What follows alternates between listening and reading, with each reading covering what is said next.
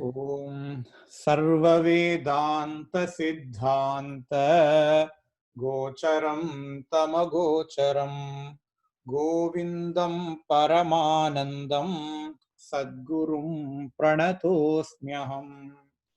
So now we are seeing Vivekachudamani. Bhagavad Pada started with the Mangalacharanam, where he worshipped his Guru Govinda Bhagavad Padacharya. Later on, he is now proceeding with the glories of human Janma. In the last class, we have seen a small story where, where we saw how hard it is to get the human Janma, how hard it is to get the free will, so that our pursuit should be, we should not waste our efforts, in pursuing after fleeting things. Rather, we should, utilize all our efforts to attain moksha, which is the Parama Purushartha. Now we are going to listen that from the words of Bhagavad Padacharya. This is the second shloka. Jantunam narajanma durlabhamataha pumsatvam tato viprata tasmad vaidhika dharma marga parata vidhvatvamasmat param atmanatmavivechanam svanubhavo brahmatmana samstitihi muktirno shata janma koti sukrutaihi punyair vinalabhyate. Acharya says the following things are Shatakoti Janma Sukrutaihi Punyai Vina Na Labhyate. All these things without the punyam from Shatakoti Janma. Shata means 100, Koti means 1 crore. Without punyam from 100 crores of Janma. That means we have accumulated punyam from 100 crore Janmas. Without that much punyam, one person cannot get these things, says Adi Shankaracharya. What are these? Jantunam narajanmam. Among all the beings, all the living beings, getting narajanmam. Nara means human. Getting human janma is so rare. Durlabham. Labha means to get. Sulabha. Sulabha. What is sulabha? If something can be easily attainable, we say that is sulabha. If something is very hard to attain, that is durlabha. Jantunam narajanma durlabham, meaning it is so hard to get even narajanma, even manushya janma. Okay, I got the manushya janma. Then what? Ataf pumsatvam. Pumsatvam means manliness. Manliness, it does not mean gender, male or female, but humanness. A person can be born as a human, but if he is uncultured, then he is not considered as a human, right? It means he's not humane in nature. Or if he does not have buddhi, in the first class we saw only buddhi is the one that differentiates between human and other animals. And if a human does not have buddhi, he is considered equivalent to other animals, said that shloka, right? So here, durlabham ataha pumsatvam. To be born as a human being is so difficult.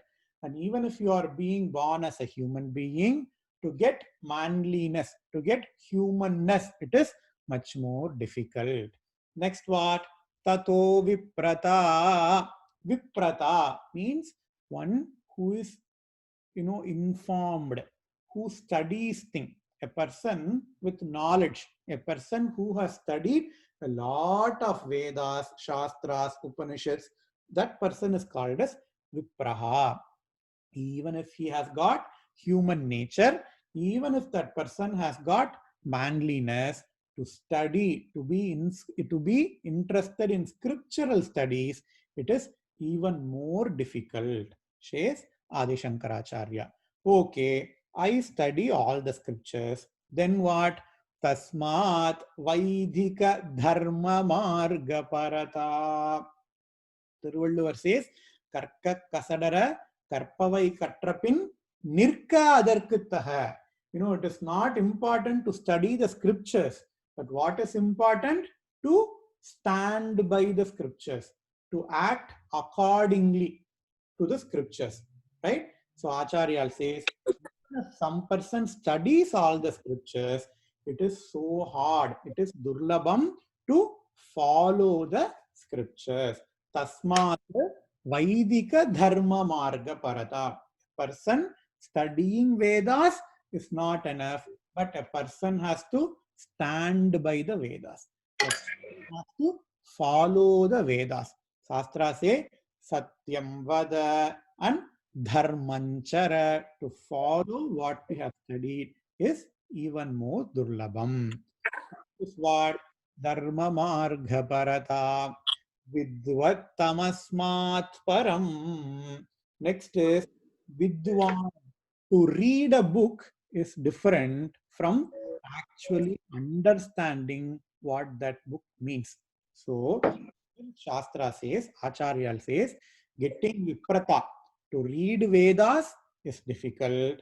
To read Shastras is difficult. Next is what? Vaidika Dharma Marga Parata. To stand by the Shastras, to follow what Shastra says, that is even more difficult. And next is what? Vidvatvam, Vidvatvam Asmat Param. Even if I can, blindly follow the Shastras without knowing the meaning of it. If Shastra says, do Sandhya Vandanam, I can be like a tape recorder, chanting all the mantras meticulously without any mistake. But if I don't understand what that mantra means, then the palan, I am not going to enjoy 100% of all the palan, right? So Acharya says, even more durlabam, even more rarer than following the dharma is to understand what the dharma is and then follow. Vidvatvam asmat param. So that person is even more higher. Next, what is Acharya saying? Atmanatma vivechanam.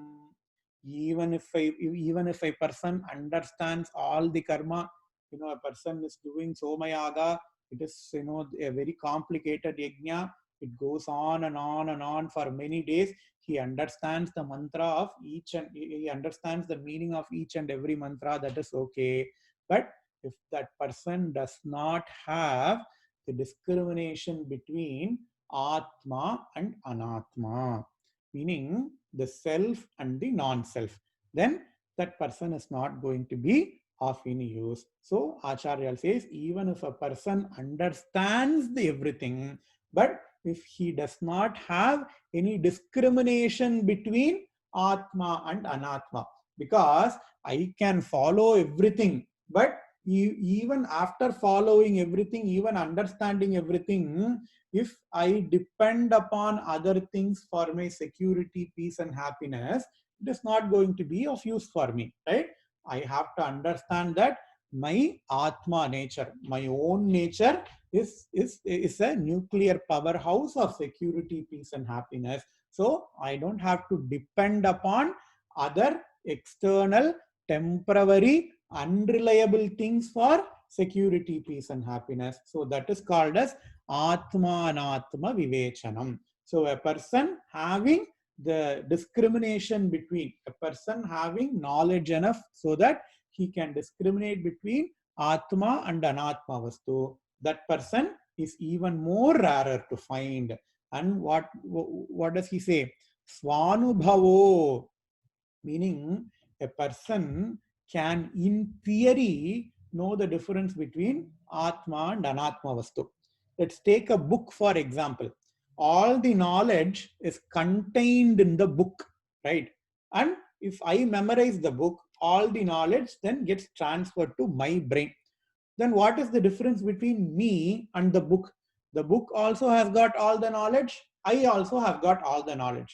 In fact, when you ask me to reproduce the knowledge, I may make mistake. But if somebody takes a photocopy of the book, whatever is in the book is going to be faithfully transferred to that photocopy, right? So what is the one that differentiates between me and the book? I not only have to gain the knowledge, but I also have to have the anubhavam. I also have to, practice the knowledge. I have to convince myself that, okay, I have the Atma and Anatma discrimination. So in order to get that is even more difficult, says Acharya. And finally what? Brahmatmana samsthitihi. What is the most rare thing is to have a person who always is established in Brahman. So Brahman meditation, it is not only for meditation. Okay, I go sit and I think aham brahmasmi, aham brahmasmi, aham brahmasmi. For that half an hour, it is not going to be of any use. But I have to have aham brahmasmi knowledge always throughout my entire life. So to find that person, it is even more rarer. And Acharya says those things, whatever the things that he has listed, each and every item depends upon, in order to get each and every item, you have to have punyam from 100 crores of Janma, says Acharya. Here we have to see another very important thing. This is what differentiates between the dharmic religion, the Sanatana Dharma, and other religions. In other religions, what does people say? According to other religions, in order to be born as a human, you have to have made a sin. If you go read scriptures of other religion, what do they say? Hey sinners, come to us. Pavigale inge varungal, they say. But what does Sanatana Dharma say? Even if you even to be born as a human being, you have to be, so much punyavan, so much of punyam we have done in our previous janma, and that resulted in the Manushya Janma. So Manushya Janma is not come out of any primordial sin. Other religions talk about primordial sins. According to Sanatana Dharma, there is nothing sin about being born as human being. In fact, the Sanatana Dharma celebrates the human birth. Sanatana Dharma celebrates the Manushya Janma. As Acharya says here, Shata Janma Koti Sukritaihi Punye Vinalabhyate. Without Shata Janma Koti Sukritaihi Punyaha, all these things cannot be possible at all, says Acharya. So, how to visualize the shloka? You can think about, since this is the election year, I'm going to show you the US how to become the president of United States. If you want to become the president of United States, you have to have some prerequisites that everybody knows. But just if you are born as a US citizen, if you have 35 years of minimum age, and if you are a US resident for 14 years, it's not going to be enough. There are so many millions and billions of people in this category, and only a very small population of that can win the primaries and caucuses, right? And only even a fraction of those who has won the primaries and caucuses can win national conventions. And only a fraction of those who can win national convention can actually win the general election. And it is not only enough that you win the general election, but you also have to win the electoral college, right? In the same way, so this would be Narajanma. You are born as a human being, that is the absolute prerequisite. There are billions of people who are humans, but how many people are interested in Vedic knowledge? Only a small fraction of that. And how many people actually want to put that into practice? A small fraction of that. How many people who puts that into practice knows the actual meaning, knows the philosophy behind those things, even a very, very small fraction of that. And how many people who knows the meaning are interested in moksha, can discriminate between atma and anatma, a very, very, very, very small fraction of that. And how many people who is interested in atma, anatma, vivekam, bring that into their practice, even a small. So this is that kind of election. So we are all, probably in this stage. We have a choice. If we are so much aggressive, we can go to the electoral college and everybody can be the president of United States. So here I'm saying president of United States, meaning moksha. Everybody can be a mukta purusha, but then it is in our hand. Says not me, but Adi Shankaracharya. And next thing that he says is the following three things require divine support, says Acharya. So this is a very famous sloka.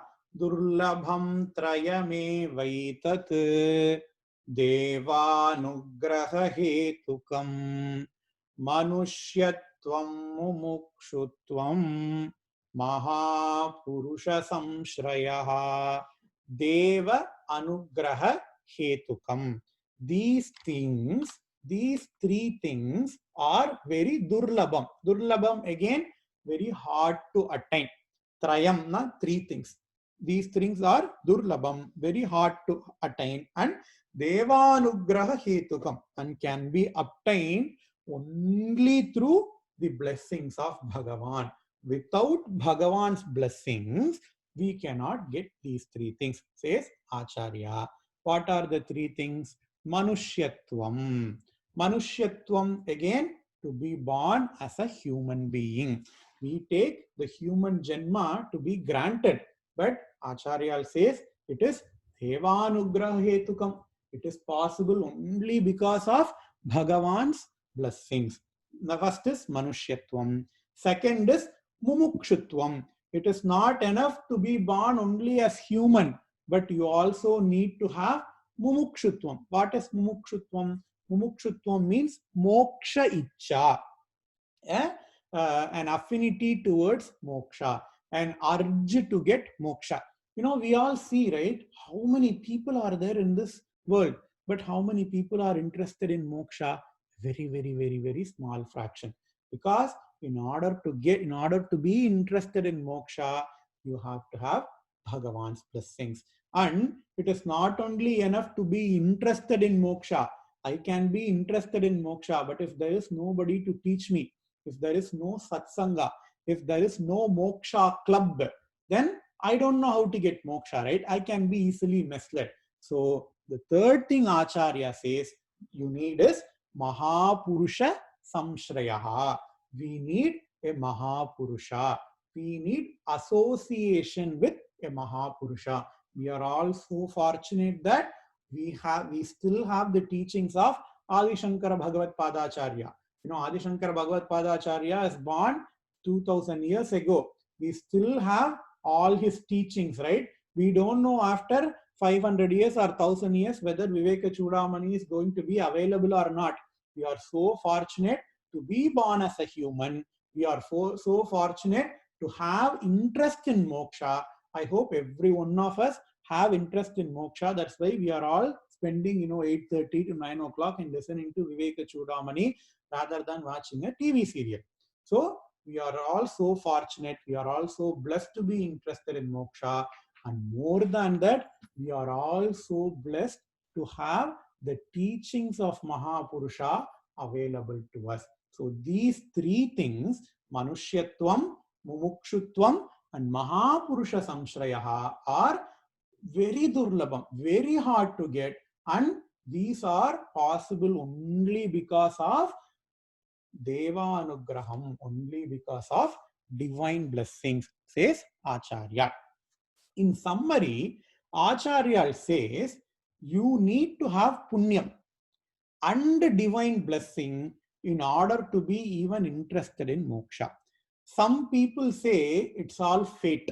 It's all only fate. How much ever you try, it is not going to be possible. If you are destined to get moksha, you will get moksha.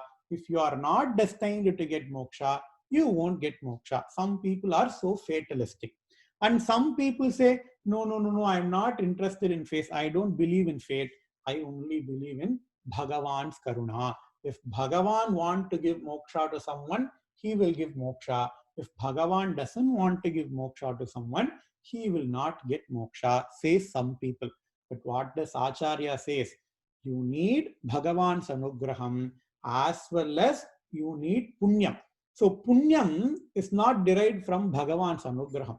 What is punyam? If I do something good in this janma, that will be manifested as punyam, right? So punyam is a product of free will.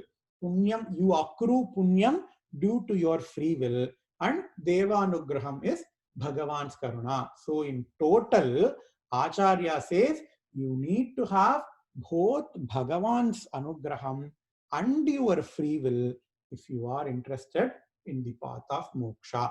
So that is like one thing that we get from these two shlokas. And here it also have a corollary. So some people say, okay, I am interested in moksha. Why do I need to do any puja, everything? If moksha can be easily obtainable by listening to Vedanta, then I don't need to do any puja, right? So that is a very legitimate question. Are we being too ritualistic? Ask some people. And in this shloka, Acharya says, no, no, no, no, no. We need to get puja. We need to do puja. We need to be ritualistic because those things will give us divine blessings, and that divine blessings will give us interest in moksha by blessing us with good satsangam, says Acharya in these two shlokas. And in the following shlokas, Acharya cautions everyone. Okay, you have got this very, very hard to get Manushya Janma, and please do not waste it. It's going to be the theme of next couple of shlokas. Labdva kathanchinnara janma durlabham तत्रापि पुंसत्वं श्रुतिपारदर्शनं यस्त्वात्ममुक्तौ न यतेतमूढधीः सह्यात्महास्वं विनिहन्त्य सद्ग्रहात्. Here Acharya is using a very, very, very, very harsh word. Normally Acharya is very well soft spoken. He never uses harsh words, but there are some times where even he uses harsh words. For example, if you take Bhajagovindam, Bhajagovindam, Bhajagovindam, Govindam Bhaja, Mudhamate, hey Mudha, hey fools, why are you wasting your time instead of doing Govinda Bhajanam? Asked Acharya in his Bhajagovinda Stotram, right? Here, Acharya uses those persons who has got all these things, and if their pursuit is not moksha, they are equivalent to atmaha. Atmaha means committing suicide. And in Shastra, if a person commits suicide, Shastra will not forgive those people who have committed suicide, according to Dharma Shastra. And Acharya says all those people who are not interested in moksha, even after getting labdva katanchin narajanma durlabham, even after getting this very, very hard to obtain narajanma, hard to obtain, human birth, tatrapi pumsatvam, even after getting human birth, the person is so fortunate to get pumsatvam, to get manushyatvam, and Shruti even after getting manushyatvam, he is well versed in Shruti. Shruti means Vedas. He is well versed in Veda Darshanam. And if that person is not interested in moksha, that person is not making efforts, yateta means efforts. If that person is not making efforts to get moksha, then that is equivalent to atmaha, killing one's own self, says Acharya in this shloka. So this is basically a warning for for all of us to be engaged in the pursuit of moksha, not to waste the human janma. And Again, in fifth shloka, Acharya expresses the same idea.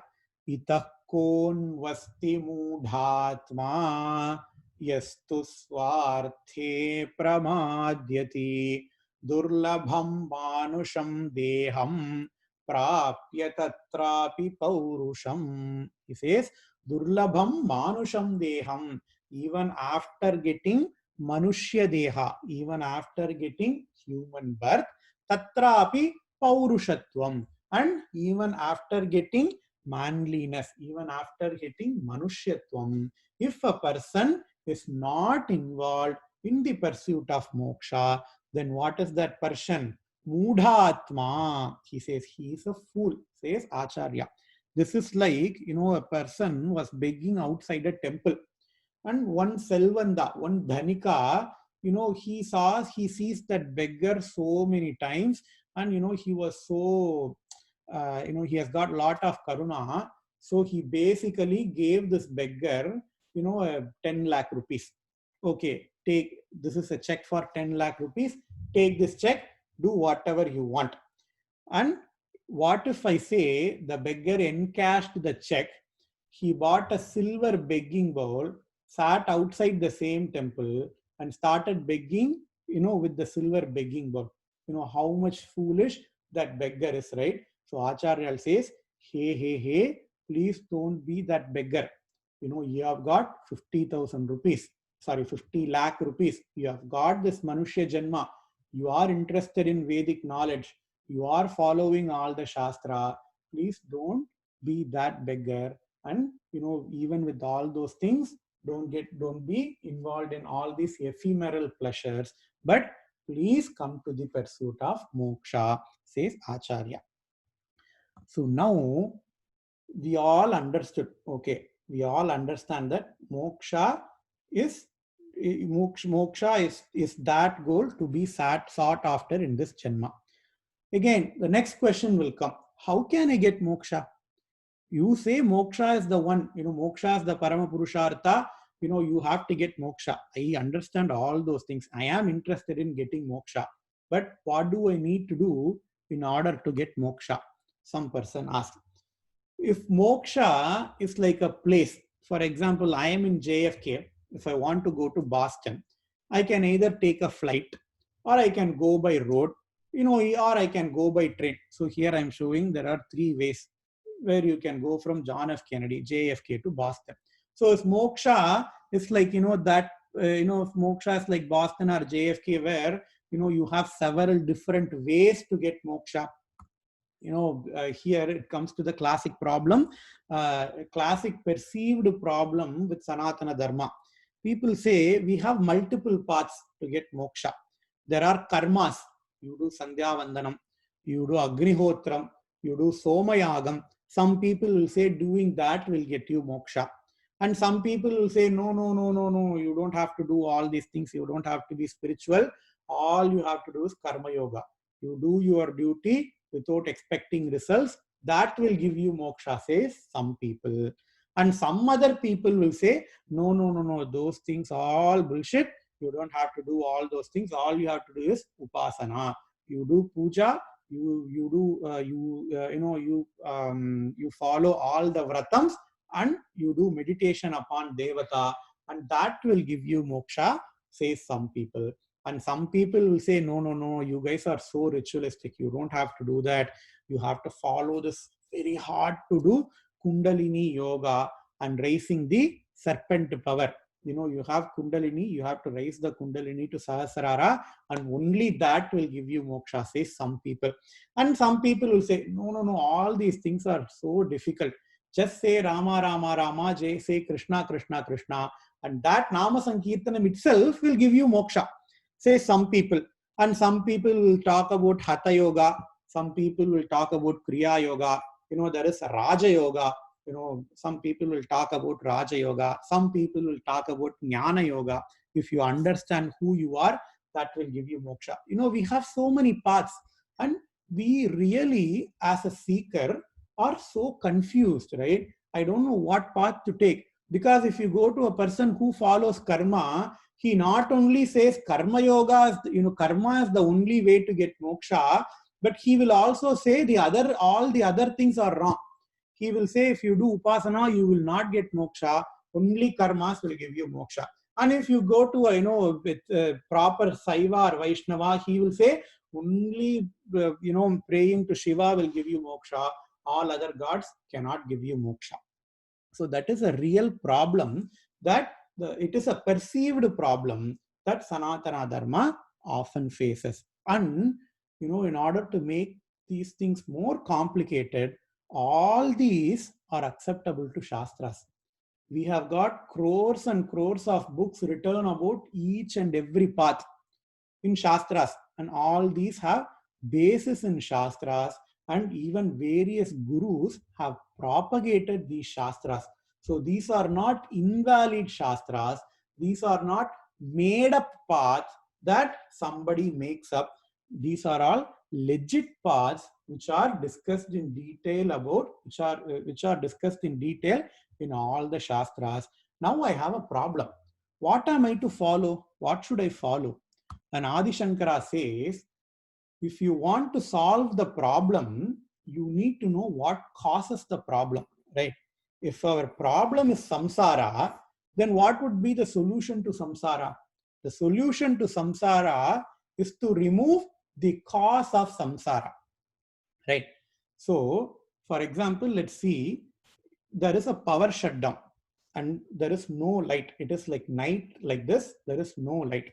The problem is darkness, right? If you want to solve the darkness, what is the only thing that is going to solve the problem of darkness? Lighting a lamp. Except for lighting a lamp, whatever amount of meditation you do, you are not going to get a light. Whatever amount of praying you are going to do, you are not going to get light. All you have to do is just light a lamp, right? Say, that's what Adi Shankara says. The solution to samsara is to remove the cause of samsara. Okay, I understand that. My next question is, what is the cause of samsara? I don't know.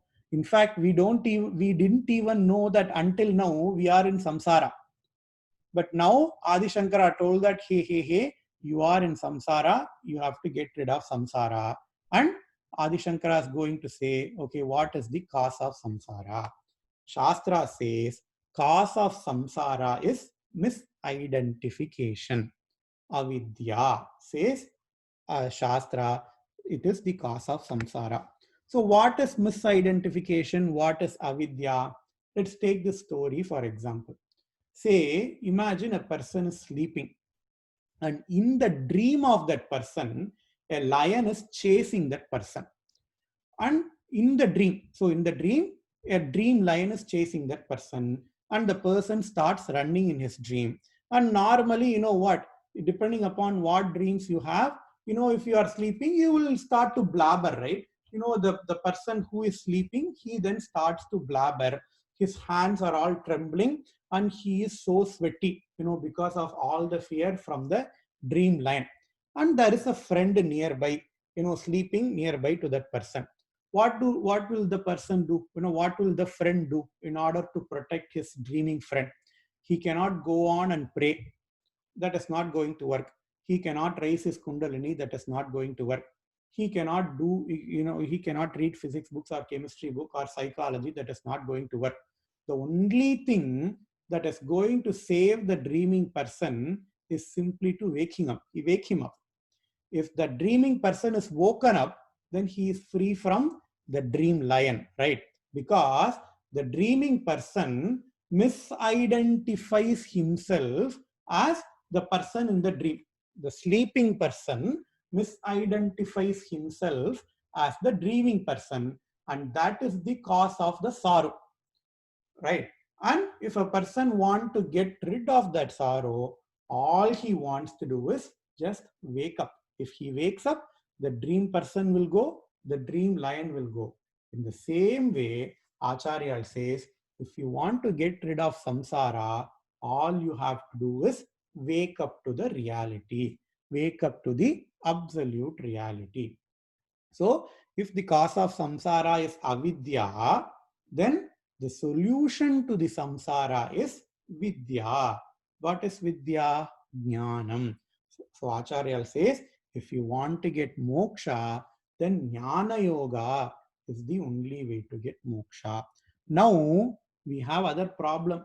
What about all these shastra? Advaita will never say the other shastras are wrong. So Adi Shankara says all the shastras like karma, karma yoga, upasana, nama sankirtanam are like preparatory works. This is like studying grade 12 and graduating college pre-med. If you want to do an MD course, if somebody says finishing grade 12 will get you MD, that statement is true, right? If you want to do MD, you have to finish your grade 12 successfully. And some person will say, no, grade 12 is not enough. You have to do pre-med if you want to do MD. And the other person is also right. Finishing grade 12 is not enough. You have to do pre-med. And the other person say, no, only pre-med is not enough. You have to write MCAT. Only if you write MCAT, you can get MD. And that is also true. So Adi Shankara says, all these things like karma yoga, upasana, kundalini yoga, nama sankirtanam are like preparatory courses for moksha. You cannot get moksha without these things, but these things are not end in itself, but they are path to get moksha. And what is the ultimate thing that is going to give you moksha? Shastras and Shankara says it is the jnana yoga that is ultimately going to give you moksha. So Swami Paramarthananda says karma yoga is incomplete without jnana yoga. So all these things are karmas. Upasana is a karma. Upasana is an action. Nama Sankirtanam is an action. All the yoga, they are actions. So all these things are incomplete without jnana yoga. And jnana yoga is impossible without all these karmas. So you have to go through all these things and then you have to come to Jnana Yoga if you want to get moksha. So that is what Acharya is going to say in the forthcoming verses. With this, we will finish today's class. Even if this is little bit confusing for you, it is okay because we are, entering into the Vedantic text proper. Vedanta is not easy normally. You have to put in a lot of efforts because Bhagavan has given us ability to think. And Bhagavan will say, hey, I have given you the ability to think. Unless you use that ability, you are not going to get moksha, says Bhagavan. So we have to, if you have any queries, always, you can ask me or, see this lecture, once more. I'm going to upload this in YouTube. You can always go back and refer. And, if you have any questions, just shoot it out. And I'm pretty sure in the next classes, all those doubts will be cleared. Because Vivekachudamani is a highly systematic and logical text. Acharya will clear all those questions, in the forthcoming shlokas. With this, we will finish today's lecture. Om Purnamadav Purnamidam Purnat Purnamudachyate Purnasya Purnamadaya Purnamevavasishyate. Om Shanti Shanti Shanti. Shri Gurubhyo Namaha. Harihi Om.